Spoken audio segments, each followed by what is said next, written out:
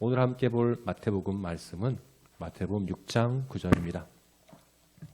마태복음 6장 9절 우리 함께 한 절이니까요. 한 목소리로 읽도록 하겠습니다. 마태복음 9장입니다. 읽겠습니다. 시작. 그러므로 너희는 이렇게 기도하라. 하늘에 계신 우리 아버지여, 이름이 거룩히 여김을 받으시오며. 아멘. 네, 우리가 계속해서 기도에 관해서 보고 있죠. 기도는 경건의 구심점입니다. 네, 기도가 무너지면 경건이 무너지는 것이고, 기도의 능력을 잃어버리면 우리의 경건도 모양만 있을 뿐이고 경건의 능력이 없는 그런 껍데기일 수밖에 없습니다. 그래서 기도가 중요합니다. 예수님은 기도에 관하여 아주 강조해서 그리고 많이 말씀해 주셨습니다. 이제 오늘부터 주기도문으로 알려진 예수님이 가르치신 기도에 대해서 우리가 보려고 합니다. 오늘 말씀은 이렇게 시작하죠. 그러므로 너희는 이렇게 기도하라. 그러므로 너희는 이렇게 기도하라. 그러므로라고 하는 접속사로 시작되고 있는 것을 볼 수 있습니다. 그러므로, 그죠? 그러므로라는 것은 앞의 내용들에 대한 결론이라는 것이죠. 앞의 내용과 이어서 이야기한 것이라는 거죠. 그래서 우리가 주기도문에 관하여 이 주기도문을 같이 보려고 할 때 먼저 기억해야 하는 것은 이것이 앞의 내용들을 배경으로 우리에게 주어졌다는 사실을 기억하는 것입니다. 주기도문은 바로 앞의 내용, 다시 말해서 우리가 지난주에 나눴던 이방인의 중언부언하는 기도. 너희는 이방인과 같이 중언부언하지 말라. 그들은 말을 많이 하여야 기도를 들으실 줄로 생각하느니라 한 그 이방인의 그릇된 기도, 그 기도에 대해서 말씀하시고 그것이 왜 잘못됐는가를 말씀하시고 그러므로 너희는 이렇게 기도해야 한다라고 주신 말씀이라는 겁니다. 다시 말해서 주기도문은요, 이방인의 잘못된 기도에 대한 대안적인 기도로 우리에게 주어진 거예요. 그래서 우리가 주기도문을 한 구절 한 구절씩 주기도문의 강구들을 하나씩 우리가 깊이 다뤄갈 건데 그 각각의 의미를 우리가 생각하기 이전에 이 주기도문 전체가 이 주기도문 이 전부는 바로 이방인의 그 기도에 대한 대안으로 우리에게 주어진 것이다 하는 걸 우리가 이해하는 게 중요하겠죠. 이방인의 기도가 뭐가 잘못됐냐? 이방인의 기도는 왜 그릇된 기도인가? 예수님은 두 가지로 지적을 하셨어요. 이방인의 기도가 왜 잘못됐는가? 두 가지로 지적하셨는데 그건 바로 이제 첫 번째는 이방인들은 기도 응답의 근거를 기도자의 많이 말을 하여야 혹은 기도하는 사람의 그 정성을 많이 들여야 응답을 받는다라고 생각한 기도 응답의 근거에 대해서 이방인은 잘못 생각했죠. 또 이방인이 잘못 생각한 것은 뭐냐면 기도의 목적에 대해서 잘못 생각했습니다. 기도는 내가 필요한 것, 내가 원하는 것 얻는 수단이다. 내가 필요하고 원하는 것을 얻기 위해서 하는 것이 기도다라고 기도의 목적을 잘못 생각한 것. 이것이 바로 이방인의 그릇된 기도에 대해서 예수님께서 지적하신 것이에요. 두 가지. 기도 응답의 근거 그리고 기도의 목적. 이 두 가지가 바로 예수님께서 지적하신 거죠. 그리고 그것에 대해서 지적하시고 나서 그러므로 너희는 이렇게 기도하라고 주어진 게 쉽게 우리 이제 주기도문이기 때문에 결국 주기도문은 이 두 가지 기도 응답의 근거가 무엇인가, 기도의 목적이 무엇인가에 대해서 우리에게 이야기해 주는 것이라고 볼 수 있습니다. 네, 이렇게의 의미는 바로 이 두 가지를 우리에게 가르쳐 주는 것이라는 겁니다. 첫 번째가 뭐라고요? 기도 응답의 근거. 이방인들은 기도 응답의 근거가 마치 바알 선지자 450명이 한나절을 뛰어놀고 칼과 창으로 자기 몸을 상하게 해서 피를 흘리며 자기의 모든 것을 그죠? 몸부림을 다치고 그렇게 열렬하게 기도해야 내가 드린 그 정성만큼 그 기도 응답을 받게 된다라는 그런 생각을 가지고 한 것이 이방인의 기도였다고 한다면 예수님께서 주기도문을 통해서 가르쳐 주시고자 하는 것은 무엇인가? 그게 아니다. 기도 응답의 근거는 바로 하나님 아버지와 우리의 관계다라는 겁니다. 그래서 주기도문은 이렇게 시작합니다. 하늘에 계신 우리 아버지여 라고 하는 이 부름으로 시작을 하는 거죠. 여기서 아버지여라고 하는 말이요. 아마도 예수님은 이것을 아람어로 이야기하셨을 것이거든요. 아람어로 하면 아바입니다. 아바. 아바, 아버지, 아바. 이것은 우리말로 하면 아빠예요, 아빠. 아이들이 처음 태어나서 배우는 두 단어, 엄마, 아빠. 그 이제 아빠예요. 이것은 하나님을 향하여 아주 친밀하고 인격적인 그 관계를 표현한 것이죠. 그죠? 예수님은 하나님을 이렇게 불렀습니다. 유대인들도 하나님을 아버지라고는 부르긴 했지만 이렇게 아빠라고 부르진 않았어요. 아바라고 부르진 않았어요. 그래서 당시 유대인들에게는 이것이 굉장히 충격적인 그런 일이었죠. 예수님은 우리에게 하나님을 이렇게 부르라고 말씀하는 거예요. 이게 바로 우리 기도 응답의 근거이기 때문에 그렇습니다. 이방인들은 그렇지 않죠. 이방인들은 아빠와의 친밀하고 인격적인 관계가 아니라 기계적으로, 그죠? 비인격적으로 그냥 내가 최대한 많이, 최대한 정성껏 하면 그게 바로 기도 응답을 받는 길이다.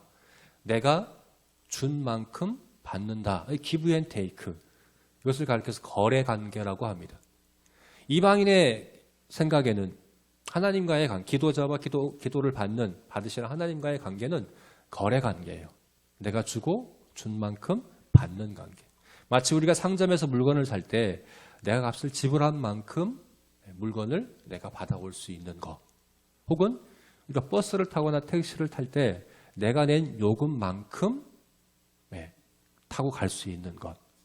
이게 바로 주고받는 거래 관계입니다. 내가 회사에서 일을 할 때 회사가 요구하는 그것을 내가 할 때, 그만큼의 노동력을 내가 제공할 때 회사에서 나에게 월급을 주는 것, 주고받는 관계. 이게 바로 거래 관계입니다. 이방인들은 세상을 지배하는 관계가 바로 거래 관계라고 생각합니다. 그래서 세상에 공짜는 없다고 얘기하죠. 그죠? 내가 주면 받는 거예요. 내가 주지 않으면 못 받는 거예요. 세상에 주된 그 관계가 다 이 관계라고 생각을 하고 하나님과의 관계마저도 내가 주고 준 만큼 받는 관계다. 이렇게 생각하는 것이 바로 이방인들의 생각인 거죠. 그런데요, 세상에 주고받는 관계가 아닌 관계가 있어요. 거래 관계가 아닌 관계가 있어요. 모든 관계가 그런 관계는 아니에요. 거래 관계가 아니에요. 모든 관계가 다 그렇지는 않아요. 대표적인 게 뭘까요? 부모와 자녀의 관계죠. 부모와 자녀의 관계는 물론 주고받는 게 있어요. 부모와 자녀의 관계도 주고받는 게 있어요. 부모와 자녀의 관계도 기대하고 요구하는 게 있어요. 물론 있어요. 회사에서 직원들에게 사장이 직원에게 요구하는 바가 있고 기대하는 바가 있듯이 부모도 자녀에게 요구하고 기대하는 바가 있어요. 어쩌면 더 많이 기대할지도 몰라요. 부모는 자녀에게 더 큰 걸 기대할지도 몰라요. 그런데 두 관계는 다릅니다. 거래 관계는 주고받는 게 없으면 관계가 끊어집니다. 내가 물건을 사고 살 때 값을 지불하지 않으면 거래 관계가 성립하지 않습니다. 내가 요금을 지불하지 않으면 더 이상 택시를 탈 수 없어요. 내려야 돼요. 내가 회사가 요구하는 바를 할 수 없으면 회사를 나와야 됩니다. 주고받는 이 거래가 없으면 관계가 끊어지는 것이 거래 관계입니다. 그러나 부모와 자녀의 관계는 그렇지 않습니다. 부모와 자녀의 관계도 기대하는 것도 있고 주고받는 것도 있지만 그것 때문에 관계가 유지되는 건 아닙니다. 오히려 주고받는 게 없을 때, 오히려 자녀가 아무것도 해줄 수 없을 때, 혹은 연약해서 병들어서 아무것도 할 수 없을 그때 오히려 더 큰 사랑과 애정과 관심을 쏟는 관계가 바로 이 관계죠. 이 관계를 가리켜서 우리는 언약 관계라고 이야기합니다. 부모와 자녀의 관계는 언약 관계입니다. 주고받음이 없어도 끊어지지 않습니다. 이 관계는 주고받아서 성립하는 관계가 아니라 그 관계 때문에 주고받는 게 이어지는 관계. 이것이 바로 언약 관계입니다. 하나님은 우리와 언약 관계이십니다. 하나님 우리를 언약적 사랑으로 사랑하시는 우리의 아버지이십니다. 우리가 기도의 응답을 받는 이유는 내가 뭔가를 줬기 때문이 아니라 하나님이 우리의 언약적 아버지이시기 때문에 그러하다는 것입니다. 그래서 예수님이 주기도문에서 이렇게 기도하라라고 말씀하시며 첫 번째로 우리에게 가르쳐 주시고 있는 그 원리는 뭐냐? 기도 응답의 근거는 나의 기도자의 정성, 기도자가 많은 말을 하는 그것이 아니라 하나님 아버지와의 인격적인 관계, 그것이다 라고 이야기를 하는 거죠. 그러므로 여러분, 우리가 주기도문의 첫 마디죠. 하늘에 계신 우리 아버지요 라고 하나님을 부르는 이 첫 마디가 너무나도 중요합니다. 이것이 나머지 이제 이어지는 모든 간구를 결정짓습니다. 우리가 더 확신 가운데 하나님을 이렇게 고백할 수 있다면, 하나님이 정말 나의 아버지십니다. 하나님은 나의 아버지십니다. 라는 이 인격적이고 친밀한 관계 가운데 우리가 서 있다고 한다면, 그죠? 기도 응답을 그만큼 확신할 수 있는 거예요. 내가 더 열심히 했기 때문에, 내가 더 간절하게 기도했기 때문이 아니라 그분이 내 아버지시기 때문에 내가 이렇게 기도하는 것들에 응답받을 수 있다, 확신할 수 있는 거예요. 이 첫 마디를 우리가 어떻게 기도하느냐가 기도 응답에 대한 우리 확신을 결정짓는 것이라는 거예요. 지난주에 그래서 제가 그렇게 제안을 했었습니다. 이번 한 주 동안은 아무것도 간구하지 말고 하나님을 만나는 기도만 하자, 이렇게 제가 제안을 했었는데 여러분 그렇게 했습니까? 힘드셨죠? 아무것도 간구하지 않는 기도 정말 힘들어요. 정말 힘든 기도입니다. 사실은 우리가 간구하는 거, 기도에서 우리가 하나님께 간구하는 거, 그건 자연스러운 것이고 당연한 것이고 유익한 거예요. 그걸 안 하려고 하니 얼마나 힘들었겠습니까? 자녀와 이 부모의 관계도 그렇거든요. 자녀가 부모에게 아무것도 안 구하면 어떨까요? 맨날 우리가 부모를, 엄마 아빠를 만나는 것만 좋아. 맨날 만나기만 하려고 하고 아무것도 안 구해. 아무것도 원하지 않아. 그거 끔찍한 거거든요. 부모 입장에서는 자녀가 뭔가를 구할 때 기뻐요. 그게 기쁨이에요. 와서 구할 때, 달라고 할 때, 그게 기쁨이거든요. 근데 아무것도 안 구해. 아빠한테는 아무것도 안 구해. 엄마한테만 달라고 그래. 그러면 섭섭하거든요.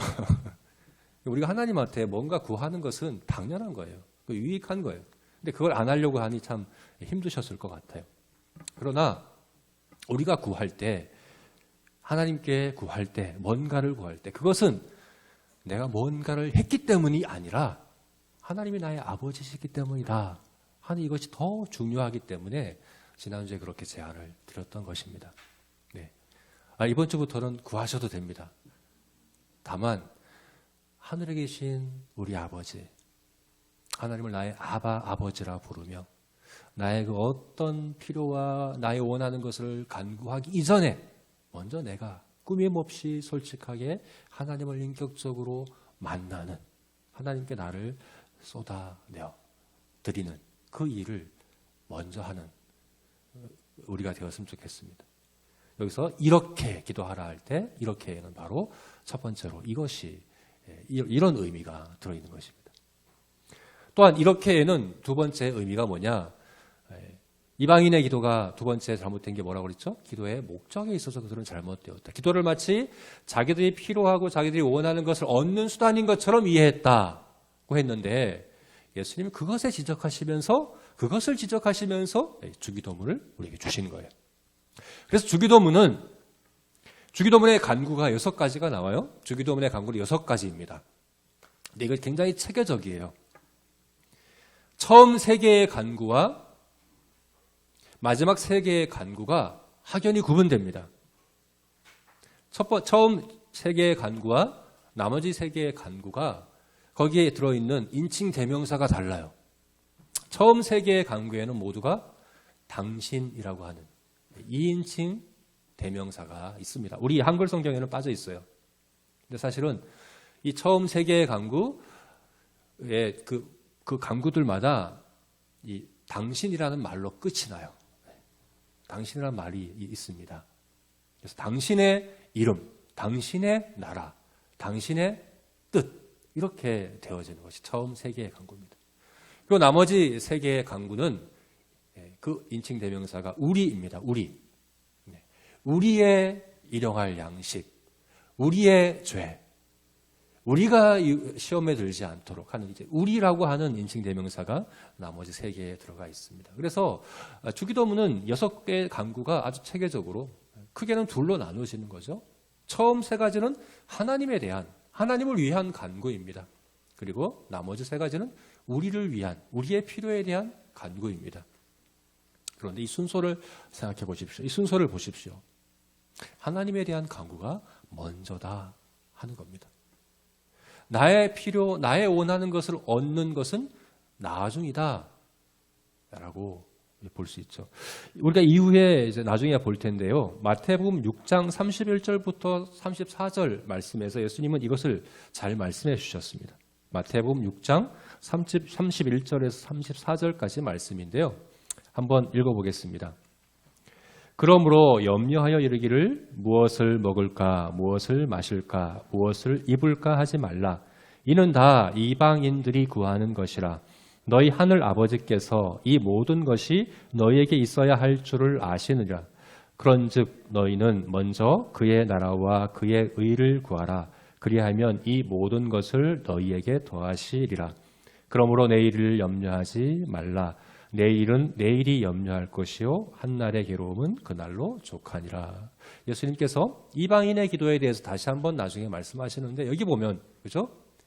이방인들은 무엇을 먹을까 마실까 입을까? 네, 그것을 구한다. 물론 우리도 구해요. 예수님은 주기도문에서 우리의 일용할 양식을 구하라고 하셨어요. 우리도 구해요. 그런데 순서에 있어서 그래서 우리는 어떻게 하라고요? 먼저 무엇을 구하라고요? 그의 나라와 그의 의를 먼저 구하라. 네. 그의 나라와 그의 의를 먼저 구하라. 그리하면 이 모든 것을 더하시리라. 그런데 이방인들은 그렇지 않아요. 이방인의 기도의 목적은 무엇을 먹을까, 무엇을 입을까, 무엇을 마실까에 있어요. 먹고 마시고 입을 것을 얻는 것. 그것이 바로 기도의 목적입니다. 그렇지만 우리는 아닙니다. 그의 나라와 그의 의. 다시 말해서 하나님의 영광. 그것이 바로 우리 기도의 목적이어야 한다는 것입니다. 먹을 것, 입을 것, 마실 것은 바로 이 목적을 위해 필요한 것입니다. 이 목적을 위해서 필요한 것이라고 이해를 해야 됩니다. 여러분 이것은 기도에 있어서만이 아닙니다. 우리 인생의 목적에 있어서도 마찬가지입니다. 우리 삶을 이해할 때, 우리 인생을 이해할 때 여러분 인생의 목적이 무엇입니까? 여러분은 무슨 목적으로 살아가십니까? 이방인들은 무슨 목적으로 살아갑니까? 무엇을 먹을까, 입을까, 마실까? 소유에 있습니다. 인생의 목적이 뭡니까? 많은 것을, 좋은 것을 소유하는 것에 있다라고 이야기를 합니다. 더 좋은 차, 더 좋은 집, 좋은 경력, 그것을 쌓는 것, 그것이 바로 인생의 목적이다. 그것이 바로 인생의 행복이다. 그것이 바로 인생의 성패를 결정짓는 기준이다. 성공한 인생은 뭐냐? 최대한 많이 버는 인생이다. 많이 좋은 것들을 소유하는 인생이 가장 성공한 인생이다 라고 여기는 것이 바로 이방인의 모습이죠. 그러나 천국 백성은 그렇지 않습니다. 인생의 싸움은 소유에 있지 않습니다. 섬김에 있습니다. 인생의 목적은 내가 더 많은 것을 얻는 것이 아니라 더 좋은 것을 소유하는 것이 아니라 더 좋은 분을 섬기는 데 있다라고 얘기하는 거예요. 내가 성공한 인생인가 실패한 인생인가를 판단하는 기준은 내가 얼마나 많은 좋은 것들을 소유했느냐가 아니라 내가 어떤 분을 섬겼느냐 하는 것으로 결정된다는 거예요. 여러분 한번 생각해 보십시오. 우리가 이후에 하나님 앞에 심판을 받을 것인데 그때 우리가 가지고 갈 수 있는 게 무엇이 있습니까? 우리 소유물 중에서. 거기서 하나님께서 우리의 소유물로 우리의 인생을 판단하시겠습니까? 아닙니다. 하나님 그때 한 가지 물어보실 겁니다. 너는 누구를 섬기다 왔느냐? 너의 인생은 무엇을 섬기기 위한 인생이었냐? 네가 섬긴 존재는 무엇이냐라고 물어보실 것입니다. 하나님은 우리가 최상의 존재를 섬긴 인생이길 원하십니다. 가장 뛰어난, 가장 영광스러운 존재를 섬기는 인생이기를 원하십니다. 그게 바로 하나님이시죠. 네. 그래서 우리 인생의 목적은 하나님의 영광에 있다라고 한 이유가 바로 그것입니다. 하나님의 영광을 위해서 우리는 살아갑니다. 먹을 것, 입을 것, 마실 것, 바로 그 일을 위해 필요한 것입니다. 우리의 필요한 것들을 구하는 것은 바로 이 하나님의 영광을 위해서, 하나님의 이름, 하나님의 뜻, 하나님의 나라를 위해서 그러하다라고 그렇게 기도를 이해하는 것. 이것이 바로 오늘 주기도문에서 이렇게 기도하라고 할 때 말씀하신 두 번째 원리입니다.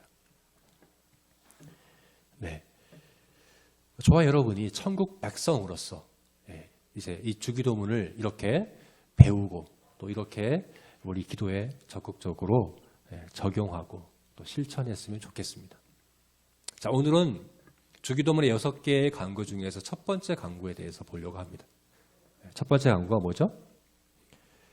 이름이 거룩히 여김을 받으시오며입니다. 이름이 거룩히 여김을 받으시오며. 이게 무슨 의미일까요? 하나님의 이름이 거룩히 여김을 받는 것. 여기서 하나님의 이름이란 무엇을 가리키는 것일까요? 그리고 거룩히 여기는 것은 무엇일까요? 이 각각의 의미에 대해서 우리가 잘 알아야지 이렇게 기도할 수 있겠죠. 하나님의 이름이란 뭘까요? 여기서 하나님의 이름. 또 이렇게 우리 질문해 볼 수 있습니다. 하나님이 거룩히 여김을 받으시기를 이렇게 기도하지 않고 왜 하나님의 이름이 거룩히 여김을 받으시기를 이렇게 기도합니까? 왜? 왜 우리가 그렇게 기도할까요? 사실 성경에서 하나님과 하나님의 이름은 거의 동일시 됩니다. 거의 동일한 것으로 표현을 하거든요. 예를 들어서 하나님은 예루살렘 성전을 지을 것을 말씀하시면서 예루살렘 성전은 뭡니까? 하나님이 거기 임재하시는 곳이죠. 자기 백성들을 만나시는 곳입니다. 하나님이 거기 머무시며 하나님이 거기 임재하시며 백성들을 만나는 곳이 예루살렘 성전입니다. 그런데 하나님은 그 예루살렘 성전을 뭐라고 말씀하시냐면 내 이름을 두려고 택한 곳이라고 얘기합니다. 내 이름을 두려고 택한 곳, 내 이름이 있는 곳, 하나님이 임재하시는 곳은 곧 하나님의 이름이 있는 곳이라고 이야기를 합니다. 하나님의 이름과 하나님 자신은 거의 동일시되고 동일한 것입니다. 성경에서 그렇게 이야기합니다. 제가 한 구절을 뽑아봤는데요. 시편 86편 9절 말씀, 시편 86편 9절 말씀 한번 읽어볼까요? 주여 주께서 지으신 모든 민족이 와서 주의 앞에 경배하며 주의 이름의 영광을 돌리리이다. 네, 히브리 문학이죠. 히브리 문학의 시는 특별한 그 표현법이 있는데 평행법이라는 것이 있어요. 평행법은 2개 혹은 3개의 문장이 이어서 하나의 이 구를 이루는 거예요. 이 3가지가 서로 다른 걸 이야기하기도 하고 같은 걸 이야기도 하고 하면서 의미를 분명하게 하는 그것이 이제 평행법이라고 하는데 우리 시편을 읽을 때 또 잠언을 읽을 때 이런 평행법을 많이 발견할 수 있습니다. 여기 이제 평행법이 사용되었습니다. 같은 걸 반복해서 이야기를 하는데 다른 표현으로 하는 겁니다. 어떻게 얘기합니까? 주의 앞에 경배하며 주의 이름의 영광을 돌리리이다. 같은 걸 2번 얘기한 겁니다. 주의 앞에 경배하는 것은 곧 뭡니까? 주의 이름의 영광을 돌리는 것입니다. 그러니까 주님과 주님의 이름은 같은 것입니다. 같은 것으로, 동일한 것으로 성경이 이렇게 이야기하는 것을 볼 수 있습니다. 그러면 왜 하나님과 하나님의 이름이 같은 것으로 여겨질까? 같은 것으로 이렇게 표현될까? 여러분, 우리에게서도 그렇죠. 우리에게서도 이름은 굉장히 중요합니다. 이름은 굉장히 중요해요. 우리가 너희 아버지 이름이 뭐니? 이렇게 물어보면 어떻게 이야기합니까? 그냥 이름을 이야기하지 않죠. 그죠? 만약 연우에게 너희 아버지 이름이 뭐니? 그럼 물어보면 어떻게 대답해야 됩니까? 조자, 진자, 규자를 쓰십니다. 이렇게 이야기를 해야 되잖아요. 그죠? 이름은 함부로 이야기하지 않죠. 아버지의 이름을. 그죠? 부모님의 이름을. 이렇게. 이름은 굉장히 우리에게도 중요합니다. 또 우리가 문서에, 중요한 문서에 우리의 서명을 하거나 우리의 날인, 기명 날인을 할 때 우리 이름을 거기 쓴다는 것은 내 뜻이 내가 거기 함께한다. 내가 거기 책임진다 하는 그런 의미가 있습니다. 그래서 이름에는 우리의 성품과 우리의 존재와 또 내 뜻과 그것이 모두 포함되어 있는 것이 바로 이 이름입니다. 그러니까 주님과 주님의 이름은 같은 것입니다. 같은 것으로 동일한 것으로 그러나 우리에게 있어서 이름과 나 자신과 나의 이름은 이렇게 완전히 동일시되지는 않아요.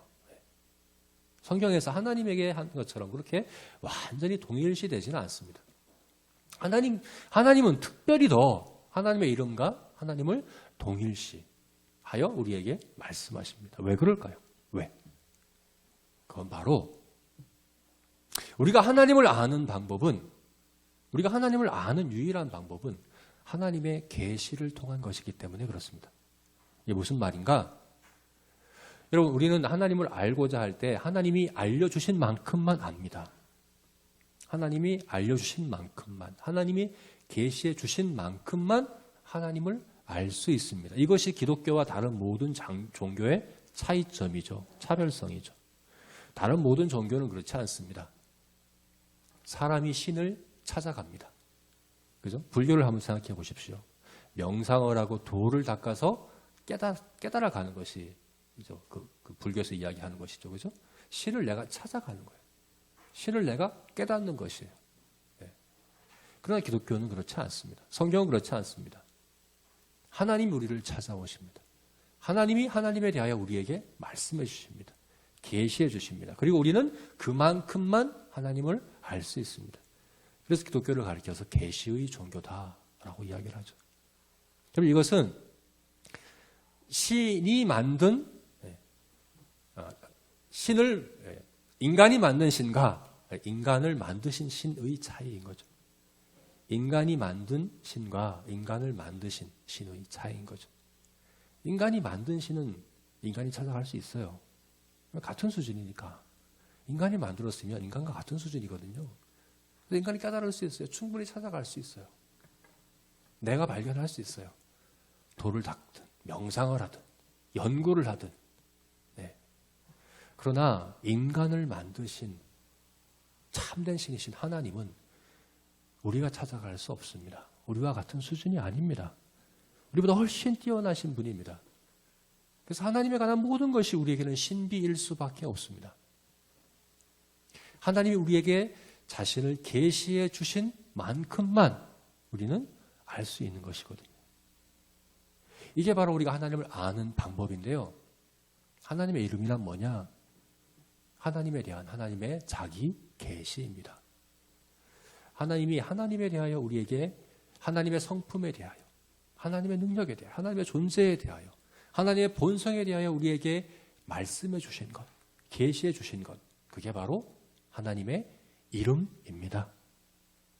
성경에서 여호와 하나님에 대하여, 엘로힘에 대하여, 하나님의 이름에 대하여 계시하신 것은 바로 하나님이 어떤 분인가를 계시해 주신 것이고, 그리고 그렇게 하나님을 부르는 것은 하나님이 계시해 주신 그대로 믿고 받아들이는 것을 의미하는 것이거든요. 이렇게 하나님의 이름이란 하나님의 자기 계시다라고 생각해 보면 굉장히 범위가 넓어집니다, 여러분. 왜냐하면 하나님의 계시란 사실 온 세상 가운데 가득하기 때문에 그렇습니다. 이 세상은 하나님의 이름으로 가득합니다. 무슨 말일까요? 온 자연 만물이 하나님의 계시입니다. 그죠? 하나님이 지으셨어요. 그래서 하나님의 솜씨, 하나님의 능력, 하나님의 지혜, 하나님의 영광이 온 자연 만물 가운데 가득합니다. 우리는 모든 만물 가운데에서 하나님에 대하여 볼 수 있고 또 알 수 있습니다. 로마서에서 분명히 이렇게 말씀하고 있죠. 자연 만물 가운데 하나님을 분명히 나타내셨다, 드러내셨다, 계시하셨다라고 말씀하고 있는 것이죠. 그래서 온 세상은 하나님의 이름으로 가득한 것입니다. 이 성경, 하나님의 특별 계시인 이 성경뿐만 아니라, 그죠? 모든 것이 다 하나님의 계시, 하나님의 이름이다. 이렇게 이해를 할 수 있는 것입니다. 자, 그렇다면 거룩히 여기는 건 뭘까요? 거룩히 여기는 것. 그런 하나님의 이름을 거룩히 여기는 건 뭡니까? 거룩이란 뭡니까? 거룩은 그 문자적인 의미가 자르다, 구분한다예요. 히브리어로 카다시라고 하는 단어죠. 이것은 자른다라는 의미예요. 구분한다 하는 그런 의미입니다. 거룩히 여긴다는 것은 그럼 무슨 의미일까? 거룩히 여긴다는 건 무슨 의미일까? 거룩히 여기는 것을 가장 명확하게 보여주는 장면이 성경에 두 군데 나옵니다. 이사야서 6장 말씀과 요한계시록 4장 말씀에 천사들이 내 짐승이 하나님 앞에서 찬양합니다. 6개의 날개를, 두 날개로는 발을 가리고, 두 날개로는 얼굴을 가리고, 두 날개로는 날면서 어떻게 찬양합니까? 거룩하다, 거룩하다, 거룩하다. 이렇게 고백합니다. 이렇게 찬양합니다.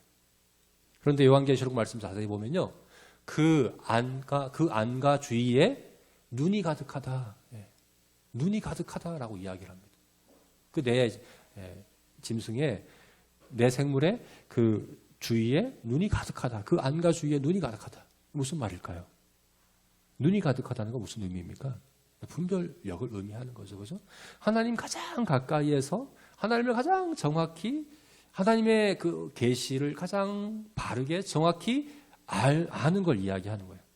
그렇게 알 때 고백하는 찬양의 고백이 뭡니까?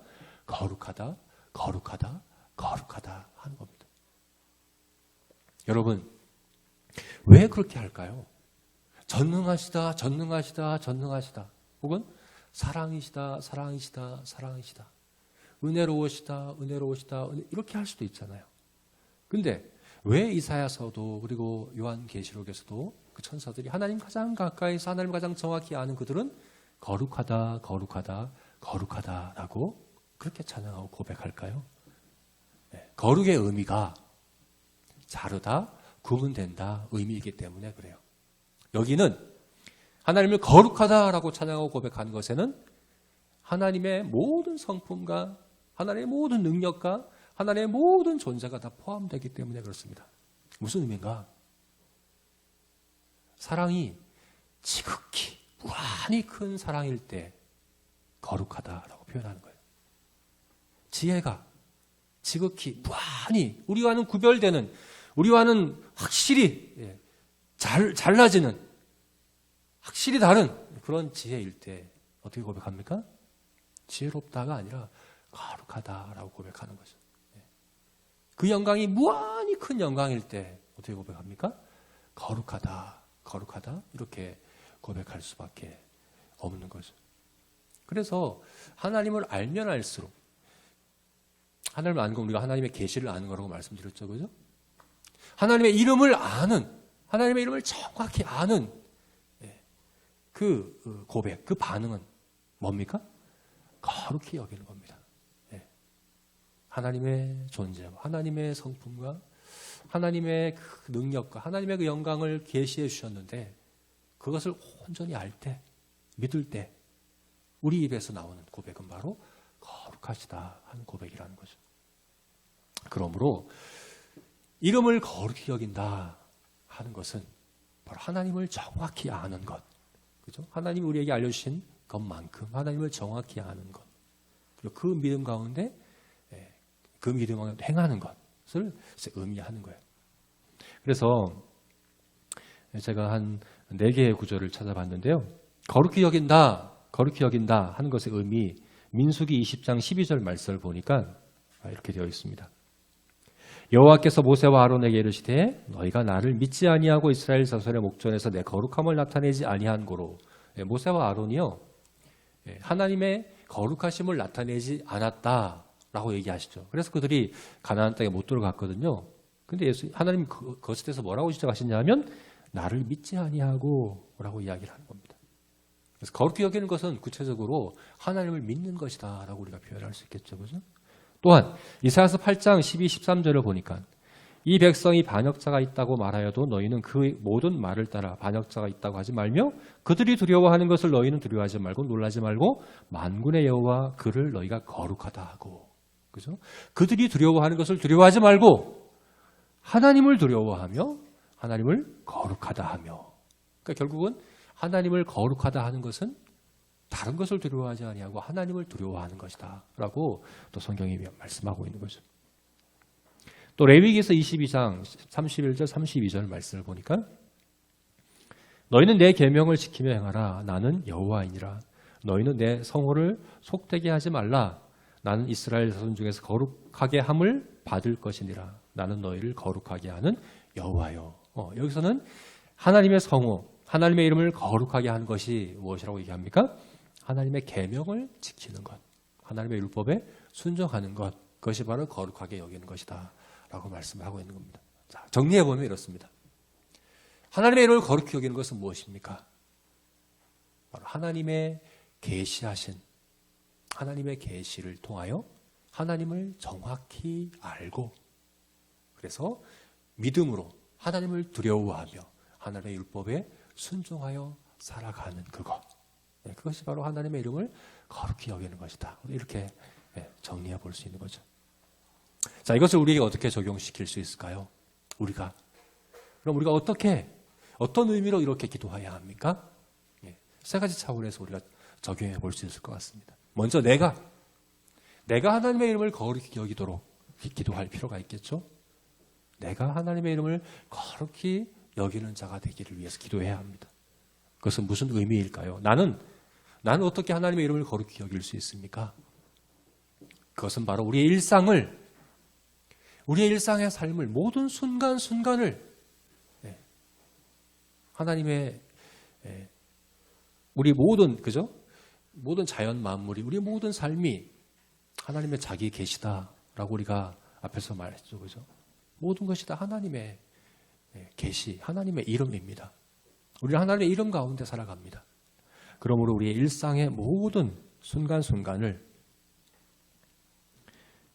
하나님을 믿으며 하나님을 두려워하며 또 하나님께 순종하며 살아가는 그것이 바로 우리가 구해야 하는 것이죠. 하나님 앞에서 살아가야 합니다.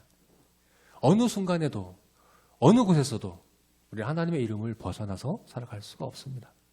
모든 순간을 하나님을 두려워하며 하나님을 믿으며 하나님의 거룩한 이름을 의식하며 코람데오로 살아가는 것, 그것이 바로 우리가 기도해야 될 첫 번째 기도인 것이죠.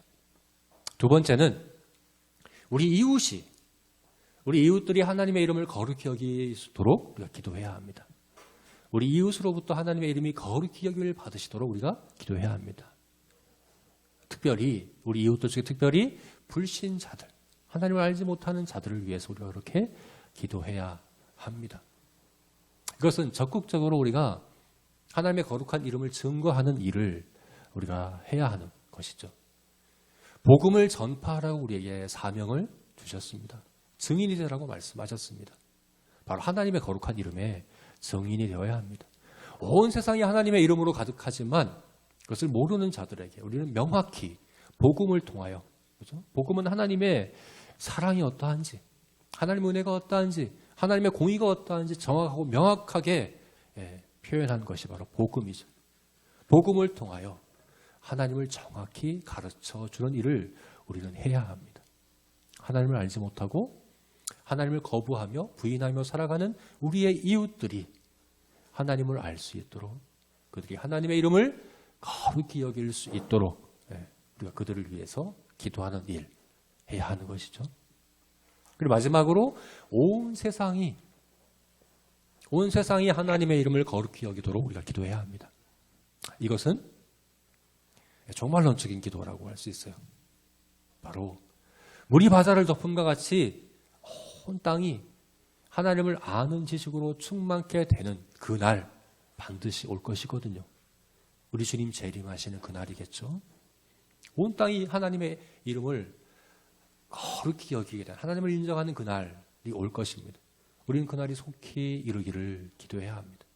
하나님의 나라가 속히 완성이 되고 하나님의 이름이 정말 하나님의 이름으로 거룩히 여겨지는 그날이 속히 이루기를, 땅끝까지 복음이 전파되어져서 하나님의 뜻이 온전케 되어지고 하나님의 나라가 완성되어서 그렇게 온 땅 가운데 하나님의 이름이 거룩히 여김 받게 되기를 위해서 우리는 기도해야 하는 것입니다. 네, 말씀을 맺겠습니다. 나 자신과 그리고 우리 이웃들과 온 세상이 하나님의 이름을 거룩히 여기도록, 하나님의 이름이 거룩히 여김을 받기를 원하는 이 기도, 여러분, 이것이 여러분의 첫 번째 간구여야 합니다. 여러분의 첫 번째 소원이어야 합니다. 가장 큰 바람이어야 합니다. 기도의 뿐만 아니라 우리 인생의 가장 큰 목적이어야 합니다. 하나님을 아버지라 부르며 하나님이 아버지이시기 때문에 반드시 우리의 기도에 응답해 주실 것을 확신하며 그리고 우리의 기도의 목적이 바로 하나님의 거룩한 이름이 정말 온 땅 가운데 거룩히 여김 받기를 원하는 이 한 가지 그런 소원을 가지고 살아가는 기도하는 저와 여러분이 되시기를 주님의 이름으로 축원합니다. 네, 같이 기도하겠습니다.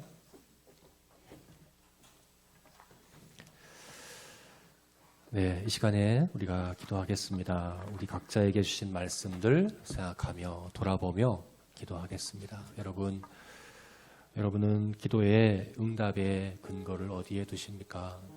여러분, 하나님을 거래 관계로 이해하고 기도하십니까? 아니면 언약의 관계로 이해하고 기도하십니까? 거래 관계일 때도 기도는 합니다. 오히려 더 열심히 기도합니다. 그러나 내가 잘해서 기도에 응답해 주시는 것이 아니라 내가 자녀이기 때문에 응답해 주신다라고 말씀합니다. 여러분, 이 확신이 있어야 합니다. 하나님과의 이런 인격적이고 친밀한 관계를 더 누리고 그 확신을 가지고 기도할 수 있도록 우리가 그렇게 기도했으면 좋겠습니다. 또한 하나님, 나의 삶에 나의 기도의 첫 번째 목적이, 첫 번째 소원이 하나님의 이름이 거룩히 되어지는 것이 되게 하소서. 내 삶에 많은 필요들이 있지만 이 모든 필요들은 바로 그 목적을 위해 필요한 필요들로 그렇게 이해하고 하나님의 이름이 거룩히 여기를 받는 내 삶에서, 이웃들의 삶에서, 온 세상에서 그러하기를 소원하는 그런 우리가 되었으면 좋겠습니다. 하나님, 우리를 그렇게 변화시켜 주십시오. 그렇게 우리를 성장시켜 주십시오. 우리 같이 기도하겠습니다.